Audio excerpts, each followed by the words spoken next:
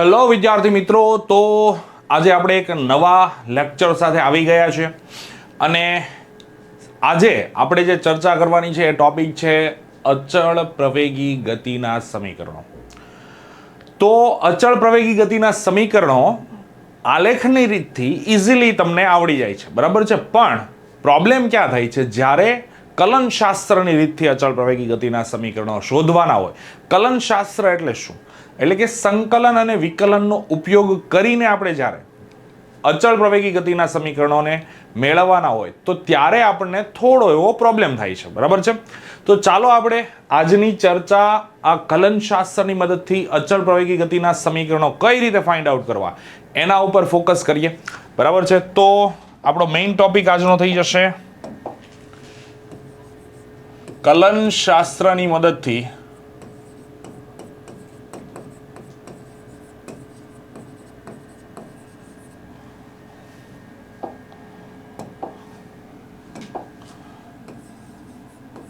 અચળ પ્રવેગી ગતિના સમીકરણો. ઓકે, કલનશાસ્ત્રની મદદથી અચળ પ્રવેગી ગતિના સમીકરણો. તો આપણને બધાને જ ખબર છે કે પ્રવેગનું સૂત્ર શું થશે, બરાબર છે. પ્રવેગનું સૂત્ર આપણે ઓલરેડી ભણ્યા છીએ, બરાબર છે. તો અહીં પદાર્થનો તત્કાલીન પ્રવેગ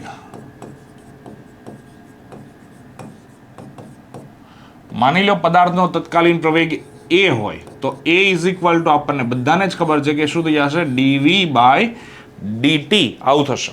ઓકે, તો પ્રવેગ તો કેવો છે? અચળ છે.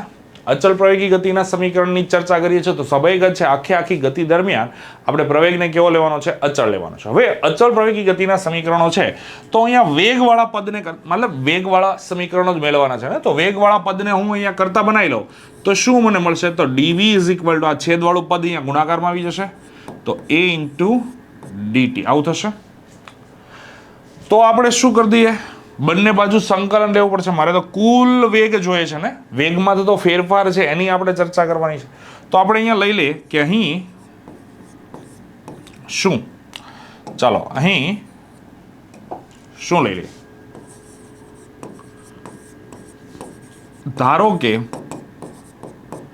ધારો કે શું? તો t ઇઝ ઇક્વલ ટુ 0 સમયે પદાર્થનો વેગ v0 હોય અને t is equal two t સમયે પદાર્થનો વેગ v છે. તો આ પરિસ્થિતિ છે તો ત્યારે આપણે આ પરિસ્થિતિમાં આપણે આ બધી ચર્ચાઓ કરવાની છે, બરાબર છે. તો ત્યારે બંને બાજુ શું લઈ લેવાનું? આ સમીકરણ નંબર હું 1 આપી દઉં છું. તો સમીકરણ નંબર 1 નું બંને બાજુ શું કરી દઈએ? સંકલન કરતા. ચાલો, તો સમીકરણ નંબર 1 નું આપણે બંને બાજુ સંકલન કરી દઈએ તો આપણને શું મળશે? તો આનું બંને બાજુ સંકલન કરવાનું છે તો ડીવી is equal two A into DT. સંકલન કરીએ છીએ બંને બાજુ તો આપણી લિમિટ શું થઈ જશે? તો t ઇઝ ઇક્વલ ટુ 0 સમય લખીએ તો ત્યારે વેગ કેટલો છે? v0. અને t is equal two t સમય લખીએ તો ત્યારે આપણી પાસે વેગ કેટલો છે? v જેટલો થશે. ચાલો, આપણને બધાને જ ખબર છે કે dv છે એનું સંકલન શું થઈ જશે? v. ઓકે, તો dv નું સંકલન v. તો તમારી જે લિમિટ છે કે અહીંયાથી ક્યાં સુધીની થઈ જશે? v0 થી v સુધીની. અને એ અચળ છે એટલે બહાર નીકળી જશે, બરાબર છે. એ અચળ પદનું સંકલન શું થઈ જશે? બહાર નીકળે. એનું એ જ રહેશે ને. ચલ પદ ગુણાકારમાં હશે તો ત્યારે સંકલન છે એ એઝ ઇટ ઇઝ રહેશે. અને dt છે એનું સંકલન શું થઈ જશે? t. તો આની લિમિટ શું આવી જશે? 0 થી t ની. ઓકે, તો એક વખત આપણે v મૂકશું, એક વખત v0 મૂકશું, તો માટે આ પદ મને શું મળશે? v minus v0 is equal two a કૌંસની અંદર t માઇનસ 0, હે ને? t ની જગ્યાએ એક વખત t મૂકશું, એક વખત t ની જગ્યાએ 0 મૂકશું, બંને વચ્ચે માઇનસની નિશાની. ઓકે, તો આ રીતનું ઇક્વેશન મને મળ્યું. તો મારું સમીકરણ શું થઈ ગયું? v is equal two v0 is equal two at, જે આપણું ઇક્વેશન છે, હે ને? આપણું સમીકરણ છે ને? તો આવું કંઈક આપણું સમીકરણ મને મળશે. પહેલું સમીકરણ છે એ કંઈક આવું થશે. ઓકે, ચાલો, તો આ સમીકરણ નંબર આપણે આપી દઈએ. Sorry, my mistake, 2. સમીકરણ નંબર 2. તો આપણે તત્કાલીન વેગ છે એને અનુલક્ષીને એક સમીકરણ આપણને મળ્યું. હવે આપણે શું કરી દઈએ? તત્કાલીન વેગને અનુલક્ષીને એક સમીકરણ મળ્યું, તો હવે આપણે ચર્ચા કરીએ તત્કાલીન વેગને અનુલક્ષીને. આગળ મળ્યું તત્કાલીન પ્રવેગ, સોરી માય મિસ્ટેક, આગળ મળ્યું છે તત્કાલીન પ્રવેગને અનુલક્ષીને આપણને એક સમીકરણ મળ્યું, હે ને? આ જે છે એની અંદર આપણે શું લીધું? તત્કાલીન પ્રવેગ લીધો હતો ને? તો બીજું સમીકરણ છે આપણે શું લઈ લેશું? તત્કાલીન વેગ. તો અચળ પ્રવેગી ગતિ કરતા પદાર્થનો તત્કાલીન વેગ. ચલો, તો તત્કાલીન વેગ ઇઝ ઇક્વલ ટુ શું થઈ જશે? dx ના છેદમાં dt. બરાબર છે? તત્કાલીન પ્રવેગ, સોરી, તત્કાલીન વેગ કેટલો થઈ જશે? v is equal two dx ના છેદમાં dt. ઓકે, ચાલો, તો v is equal two dx ના છેદમાં dt થાય છે. સેમ વસ્તુ આપણે લાસ્ટ જે કરી હતી એ રીતે જ dx ને હું કરતા બનાવી દઉં, તો dx ઇઝ ઇક્વલ ટુ શું થઈ જશે? તો v ઇન્ટુ dt. આને સમીકરણ નંબર આપણે 3 આપી દે, હે ને? સેમ આની અંદર આપણે બંને બાજુ સંકલન લેવું છે, તો અહીં ધારો કે ધારી લઈએ શું? t ઇઝ ઇક્વલ ટુ 0 સમયે, t ઇઝ ઇક્વલ ટુ 0 સમયે પદાર્થનું સ્થાન, પદાર્થનું સ્થાન x0 હોય અને t is equal two t સમયે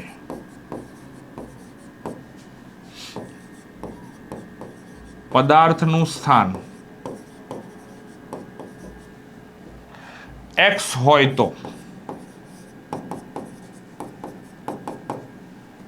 t ઇઝ ઇક્વલ ટુ 0 સમયે આપણે સ્થાન કયું લઈ લઈએ? x0, અને t is equal two t સમયે પદાર્થનું સ્થાન x કંઈક આગળ વધી ગયો હશે, અથવા તો કંઈક ઉગમ બિંદુની સાપેક્ષે કંઈક પાછળ જતો રહ્યો હશે, તો વોટેવર કોઈ x સ્થાન છે t સમય.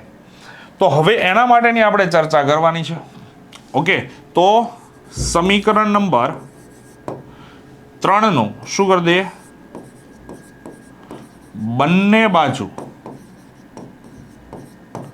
સંકલન લેતા. ચાલો, તો બંને બાજુ સંકલન આનું લઈ લો, તો આપણે ફાઇનલ જે છે એ શું થઈ જશે? તો ફાઇનલ એવું થઈ જશે, તો ઇન્ટિગ્રેશન ઓફ શું થઈ જશે? આ બાજુ ડાબી બાજુ dx is equal two integration of v dv v into dt. Okay, ચાલો, આ રીતે થશે. ખ્યાલ આવે છે ને? અહીંયા વ્યવસ્થિત લખી દઈએ, integration of v into dt. Okay, પણ બીજી એક વસ્તુ, આપણે v ઇઝ ઇક્વલ ટુ, કારણ કે v પણ કેવું છે? ચલ છે, અંતર સાથે સમય સાથે બદલાય છે. ઓકે, તો એનો અર્થ શું થઈ જશે? કે મારે અહીંયા v વાળું પદ છે એ પણ ચલ પદ છે, તો એની જગ્યાએ મારે અચળ પદ મૂકવું પડશે. તો v વાળું અચળ પદ હું અહીંયા, મને એક પદ મળ્યું છે, તો v ને હું અહીંયા કરતા બનાવી દઉં, તો આને આગળ લખું તો શું થઈ જશે? v is equal two v0 plus at. આવું લખી શકાશે, હે ને? આને સમીકરણ નંબર આપણે માની લો 3 આપી દઈએ. તો આની અંદર થોડાક સમીકરણો છે એને ચેન્જ કરી દઈએ. અહીંયા સમીકરણ નંબર 4 આપી દઈએ. સમીકરણ નંબર 4, આ સમીકરણ નંબર 4. ઓકે, અને અહીંયા પણ આપી દઈએ સમીકરણ નંબર 4. તો અહીંયા આપણે શું કરી દઈએ, પહેલા તો આપણે લિમિટ લખી દો, લિમિટ લખી નાખો. તો લિમિટ એટલે t ઇઝ ઇક્વલ ટુ 0 સમયે, એટલે કે 0 સમયે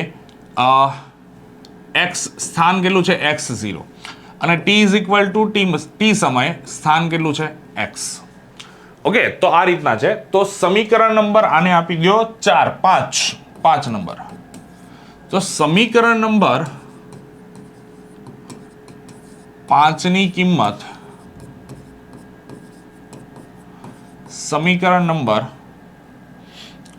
ઓકે માય મિસ્ટેક, સમીકરણ નંબર 4 ની કિંમત 5 માં મૂકવાની છે. ઓકે, 4 ની કિંમત સમીકરણ નંબર 5 માં મૂકતા, ચાલો 5 માં મૂકી દે તો શું થઈ જશે આપણું, ઇન્ટિગ્રેશન x0 થી x into dx is equal two integration 0 થી t. v ની જગ્યાએ હવે શું મૂકશું, v0 plus a into t into dt આવું થશે. ચાલો હવે આ dt આને પણ મળશે અને dt આને પણ મળશે, સંકલન આને પણ મળશે, આને પણ મળશે, બંનેને સંકલન મળશે. તો અહીંયા ઇન્ટિગ્રેશન x0 થી x dx is equal two integration 0 થી t v0 ઇન્ટુ dt આવું થશે ને. સંકલન આને પણ મળશે અને dt આને પણ મળશે, પ્લસ ઇન્ટિગ્રેશન 0 થી t અને at ઇન્ટુ dt આવું પદ મળે છે કઈ મને. ચાલો હવે બધા સંકલન છે એ પદો આપણે કરી નાખીએ, આગળ વધારીએ. તો સંકલન પ્રમાણે જતા જઈએ તો આપણને શું મળશે, તો dx નું સંકલન શું થઈ જશે, x, ક્યાંથી ક્યાં સુધી, x0 થી x ઇઝ ઇક્વલ ટુ, ચાલો હવે આ પદનું સંકલન, તો v0 અચળ પદ થઈ ગયું, કારણ કે શરૂઆતનો વેગ તો કેવો હશે, અચળ હશે. ઓકે, v0 કોમન નીકળી જશે તો dt નું સંકલન થશે, dt નું સંકલન શું થઈ જશે, t, હે ને. તો v0 કોમન નીકળી જશે, બહાર નીકળી જશે, અને અહીંયા dt નું સંકલન t, ક્યાંથી ક્યાં સુધીનું, 0 થી t, પ્લસ ચાલો આની અંદર સેમ વસ્તુ a અચળ પદ છે એટલે એ બહાર નીકળી જશે, અને t ઇન્ટુ dt નું સંકલન શું થઈ જશે, t ઇન્ટુ dt, ઘાતમાં એકનો વધારો, કુલ ઘાત છેદમાં, આવી રીતે થશે ને. એ બહાર નીકળી જશે, એ અચળ છે ને, અચળ પ્રાયોગિક ગતિનું સમીકરણ છે એટલે એ બહાર નીકળશે, એ, અને t નું સંકલન t²/2. ઓકે,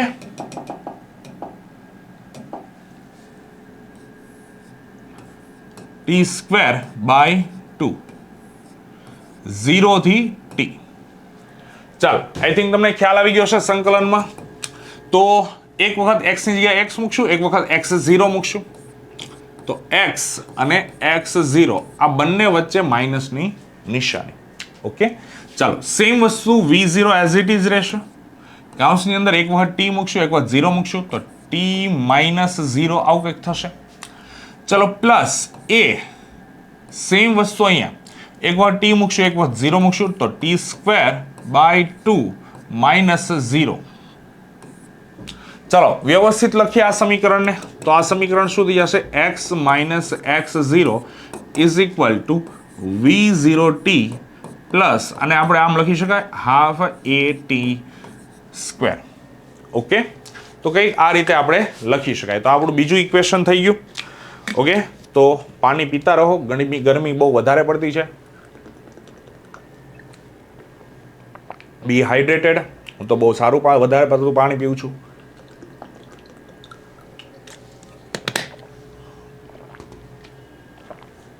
ચાલો, તો આપણને એક નવું ઇક્વેશન મળ્યું.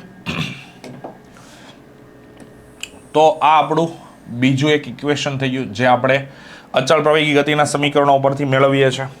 ઓકે, આ સમીકરણ નંબર આપણું કેટલું થઈ જશે, સમીકરણ નંબર સમીકરણ નંબર આપણું 5 હતો ને, 6 આવશે હવે, નંબર 6 આપણું સમીકરણ નંબર 6. ઓકે, હવે આપણે આગળની ચર્ચા વધારીએ. ત્રીજા સમીકરણ ઉપર જઈએ. ત્રીજા સમીકરણ માટે આપણે શું કરી દઈએ, તો સેમ વસ્તુ અચળ પ્રવેગી ગતિ માટે તત્કાલીન પ્રવેગ માટેની ચર્ચા કરવાની છે. તો અચળ પ્રવેગી ગતિ માટે તત્કાલીન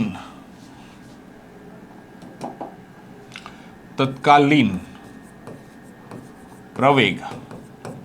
ચાલો, તો તત્કાલીન પ્રવેગ છે એનું સૂત્ર શું થઈ જશે, a is equal to dv by dt. હવે છે ને આ ઇક્વેશનની અંદર આપણે સુધારા કરવાના છે. શું સુધારા કરવાના છે, તો આપણને ખબર છે અચળ પ્રવેગી ગતિનું ત્રીજું સમીકરણ છે એ શું છે, v² - v02 is equal two 2ax. આની અંદર સમય ક્યાંય નથી આવતો, તો એનો અર્થ શું થશે, આ dt વાળું પદ છે એને મારે કાઢવું પડશે. તો અહીંયા અંતરને અનુલક્ષીને વાત કરવાની પણ થશે, એટલે અંતર, વેગ અને પ્રવેગ આ ત્રણ ભૌતિક રાશિઓને અનુલક્ષીને આ સમીકરણની ચર્ચા થશે. તો હું શું કરી દઉં કે આ પદની અંદર dv બાય dt એને dx બાય dx વડે ગુણી દઈએ તો કંઈ ફરક પડે નહીં, હે ને. dx ઉડી જશે એટલે પાછું હતું એવું ને એવું પદ થઈ જશે. પણ અહીંયા હું શું કરું છું, અંશના બંને સ્થાન છે એને ચેન્જ કરી નાખું છું. અંશના બંનેના સ્થાન ચેન્જ કરું છું તો શું થઈ જશે, dx ના છેદમાં dt ઇન્ટુ dv ના છેદમાં dx આવું થશે. તો dx અપોન dt છે એને આપણે શું લખી શકીએ, વેગ v લખી શકાય, બરાબર છે. તો a ઇઝ ઇક્વલ ટુ આને શું લખી શકાય, v into dv by dx થશે. ચાલો, તો આ પ્રમાણે આપણે જાઓ તો dx ને આ બાજુ લઈ લો, તો v વાળું પદ છે એને કરતા બનાવી દો, તો v into dv is equal two a into dx. જો આમાં સમય વાળું પદ આખે આખું નીકળી ગયું. ઓકે, તો જે આપણે લીધું હતું સમીકરણ નંબર અહીંયા કેટલો આપ્યું હતું, 6 નંબર. ચાલો આને નંબર આપી દે સમીકરણ નંબર 7. હવે આ સમીકરણ નંબર 7 છે એની અંદર આપણે લિમિટ નક્કી કરવાની છે. સમીકરણ નંબર 7 ની અંદર આપણે લિમિટ નક્કી કરવાની છે. તો આપણે શું લખી શકાય કે અહીં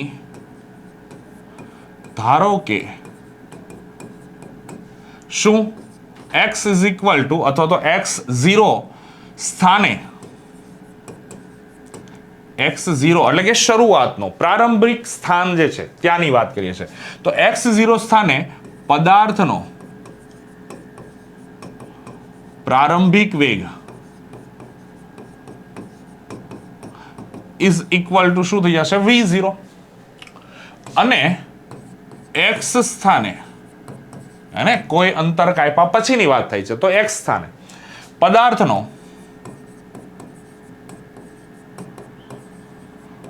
અંતિમ વેગ ઇઝ ઇક્વલ ટુ v હોય તો શું કરી દઈએ, તો અહીંયા સમીકરણ નંબર 7 છે એનું પણ આપણે બંને બાજુ શું કરવું પડશે, સંકલન કરવું પડશે. તો સમીકરણ નંબર 7 નું બંને બાજુ સંકલન લેતા, સમીકરણ 7 નું બંને બાજુ સંકલન લેતા. ચાલો હવે આ બંને બાજુ સંકલન લઈ લઈએ તો ડાબી બાજુનું પદ છે એ સંકલન v ઇન્ટુ dv આવું થશે ઇઝ ઇક્વલ ટુ જમણી બાજુનું પદ સંકલન a ઇન્ટુ dx થશે. ચાલો લિમિટ dx વાળી લિમિટ છે ત્યાં અંતરની લિમિટ લાગશે x0. તો x0 સ્થાને વેગ કેટલો છે, v0. તો અહીંયા પણ v0. Okay, x is equal two x સ્થાન લઈ લો તો ત્યાં એનો વેગ કેટલો થઈ જશે, v. અંતિમ વેગ કેટલો થઈ જશે, v.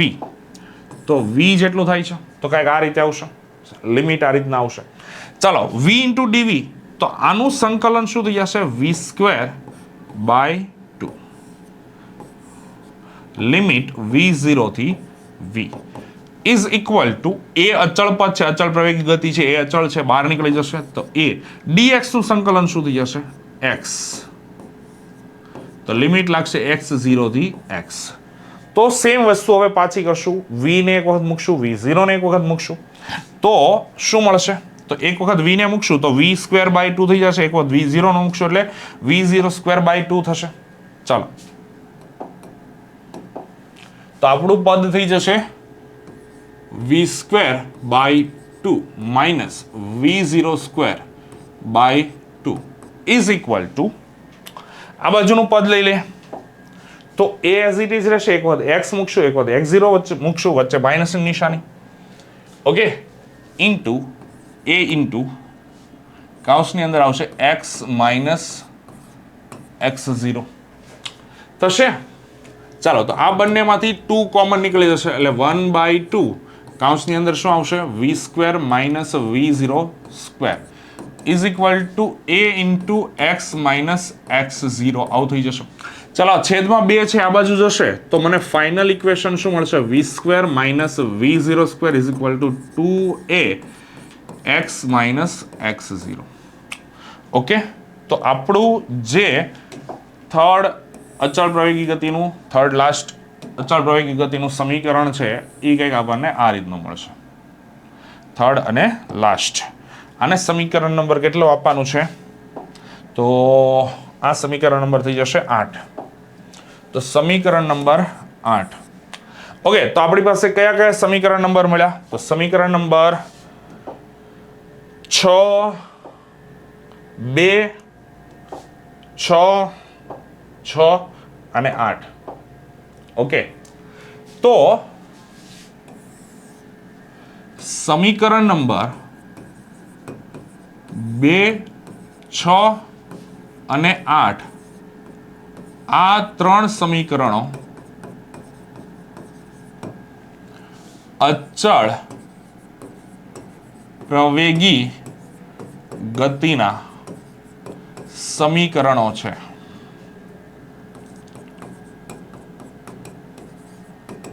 હે ને, આ 3 કેવા છે અચળ પ્રવેગી ગતિના સમીકરણો છે, બરાબર છે. ચાલો તો આ પ્રમાણે આ ત્રણેય સમીકરણો કયા છે એક સાથે અહીંયા લખી દે તો પહેલું સમીકરણ જે છે આપણું પહેલું સમીકરણ છે એ કયું થઈ જશે.